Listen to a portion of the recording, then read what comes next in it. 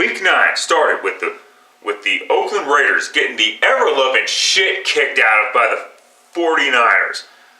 I mean, Kyle Shanahan's learned from his father very well. No matter what happens, you always beat the Raiders.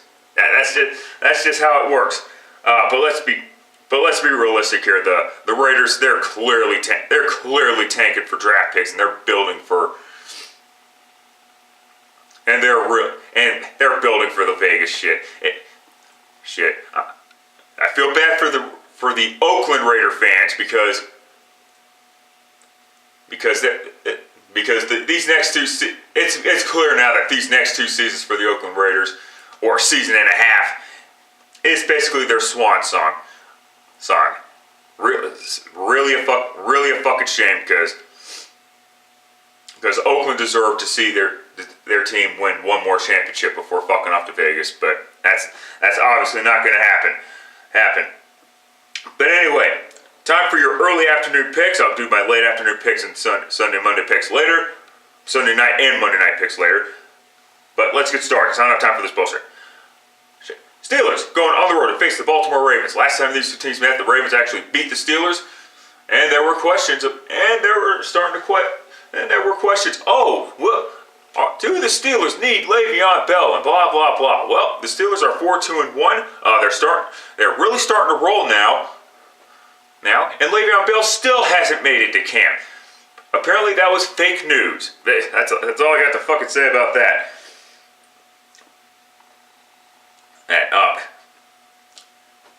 And I don't think the Steelers really need him.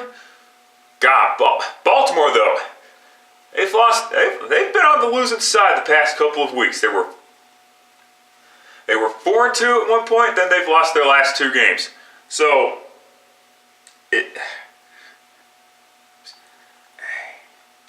I'm sorry, but I gotta take Baltimore to sweep Pittsburgh. If I'm wrong, so be it. If Baltimore needs a win badly, I'll take the desperate team at home in this situation. Moving on quickly. Bears going on the road to face the Buffalo Bills. Last time these two teams met, Buffalo went into Chicago and actually won.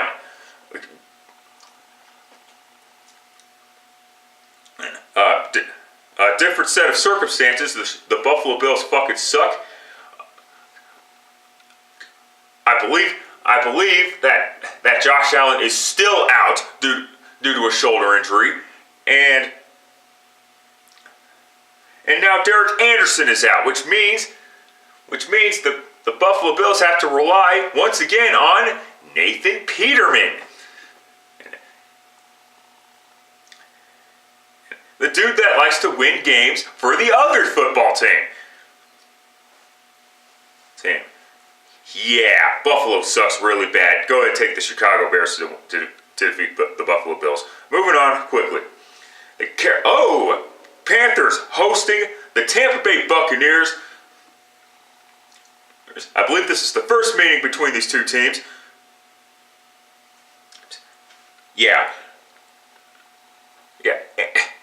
And guess what happened, Ben? A few weeks ago I said even if Jameis Winston was healthy, you keep Ryan Fitzpatrick in the starting lineup or whatever, because the Buccaneers tend to play better. They're actually more energetic with Ryan Fitzpatrick in the lineup, and not so much Jameis Winston. Well, guess what? After that awful performance against the Cincinnati Bengals, where he threw 4 interceptions,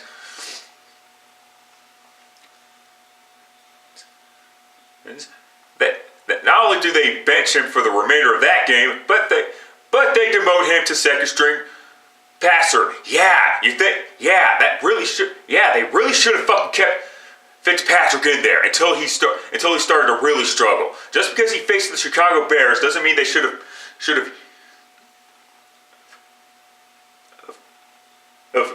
demoted Fitzpatrick and put Winston as the starting quarterback. Now your team is fucked. You're facing the Carolina Panthers, who have been rolling since their victory over the Philadelphia Eagles. I expect that to continue. It's way too late for that crap now. Now, you could have waited a week later, but it is what it is. So take the Carolina Panthers to win. If the Buccaneers do win, then my fucking bad, Tampa.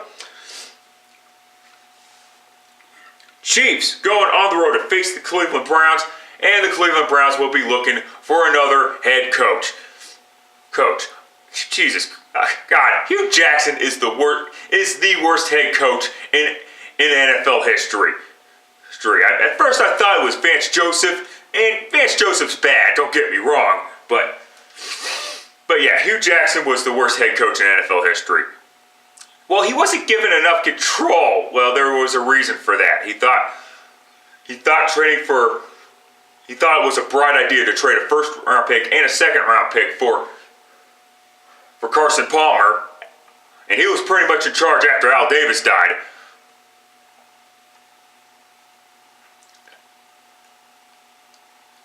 Because he thought the Raiders were a playoff team right off the bat, and yeah, listen,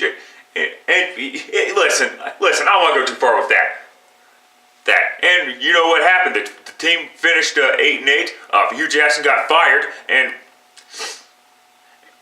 listen, it doesn't matter if you don't have control. Your job is to coach these players, and Hugh Jackson did not do a great job of doing that. So yeah.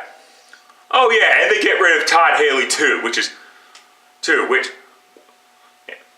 yeah, because I remember when the Browns were facing the Jets, Todd Haley was calling all these bad plays making Tyrod Taylor look bad on purpose. Now, granted, he's not a great quarterback. I get all that shit, but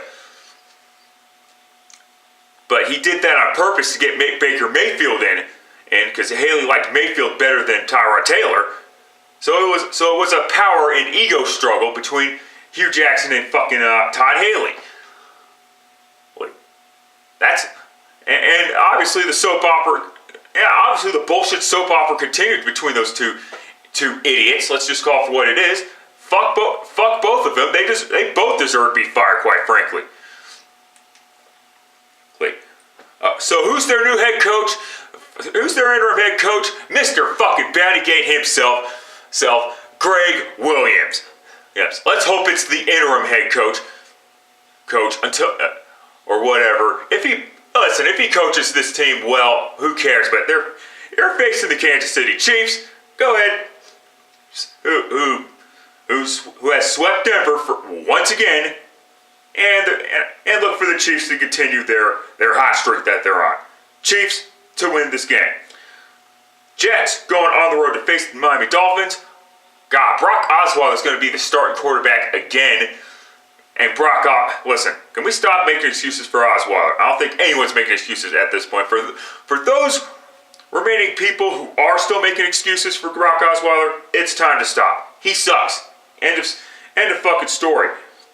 The Jets, they've been struggling the past couple of weeks, of course, against good football, against a very good Vikings team and a decent Chicago Bears team.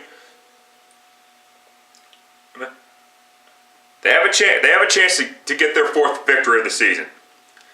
And the Dolphins have finally gotten back to reality after their fraudulent 3-0 start. Take the Jets to win this one. Vikings hosting the Detroit Lions. Lions, yeah, kind of disappointed me. They were at home, but they got their asses kicked by the Seattle Seahawks. Let's just call that for what it is. And the Vikings really disappointed me. My bad, New Orleans. My fucking bad. Did it once again.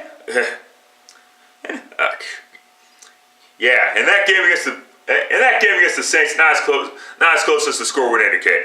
Okay, I'll just call that for whatever the fuck it is. Go ahead and take the Vikings to win this one. No, I don't think anyone really cares about that one too much.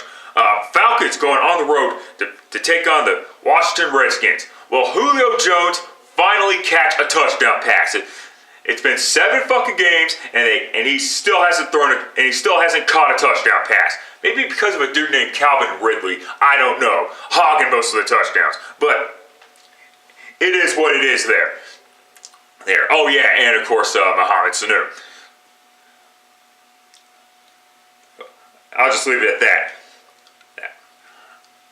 And the Washington Redskins. It's God damn, they're 5-2 now. Holy crap! Yeah, Adrian Peterson's doing his part, of course. Of course, he's got to stop fumbling the football. Because give me a break. He's had that problem. He's had that problem his entire career. So it is what it is. It is. And take the Redskins to win this game. And I'll just leave it at that. All right, second half coming up later. Till next time, later, fuckers.